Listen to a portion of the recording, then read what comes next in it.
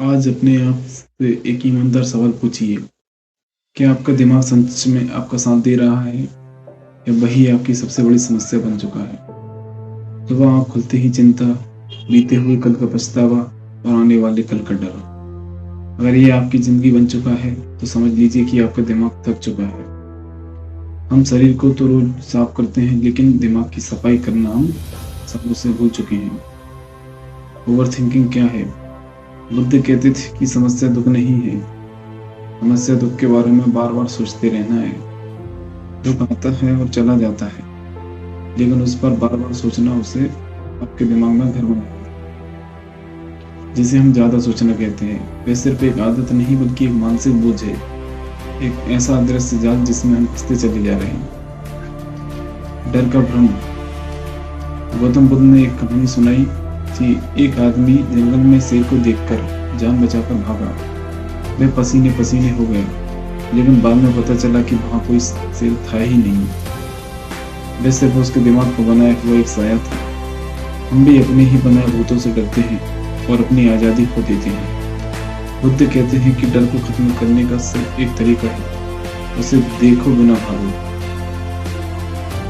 शांति के 10 मंत्र। विचार को समझना सीखे। मन को दबाने से शांति नहीं मिलती। जैसे हथेली खुलने पर पानी टिक जाता है, वैसे ही विचारों को सिर्फ एक गवाह की तरह देखे। वर्तमान में जिए। बुद्ध कहते थे, जब खाना खाओ तो बस खाना खाओ।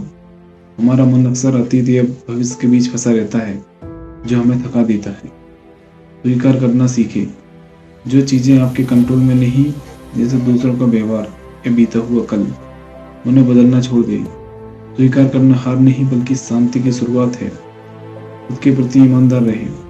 अगर आप अंदर से टूट रहे हैं तो दिखावा ना करें। अपने दर्द और डर को स्वीकार करें, क्योंकि दबाया हुआ दर्द ही विचार बनकर लौटता है। लिखने की आदत डालें। अपने दिमाग के बोझ को कागज पर उतार दें। इससे मन खाली होता है और आपको समझ आता है कि सच में क्या सोच रहे हैं। मौन का अभ्यास। कुछ देर बिना मोबाइल और बिना सोच के चुप बैठे। ये दिमाग के लिए दवा की तरह है। तुलना करना छोड़े। आप किसी की जिंदगी का सिर्फ बाहर का हिस्सा देखते हैं। खुद को दूसरों से कम समझना बंद करें। परफेक्शन का भ्रम छोड़े। इंसान गलतियों से सीखने के लिए बना है।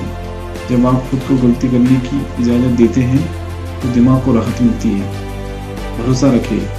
खुद पर यकीन रखें कि चाहे कुछ भी हो जाए, मैं संभाल लूंगा। आपका पिछला अनुभव गवाह है कि आप हर मुश्किल से बाहर निकले हैं। आज के लिए जिए। भविष्य का बोझ उठाने के लिए आज का इंसान बना ही नहीं है। उससे कहें, जो होगा देखा जाएगा, अभी मुझे सिर्फ आज जीना है। याद रखिए, दर्द अनिवार्य है लेकिन दुख वैकल्पिक है। शांति आपके भीतर ही है, बस उसे खोजने की हिम्मत जुटाएं। खुद के प्रति अच्छे बने और अपनी जिंदगी के ड्राइवर खुद बने।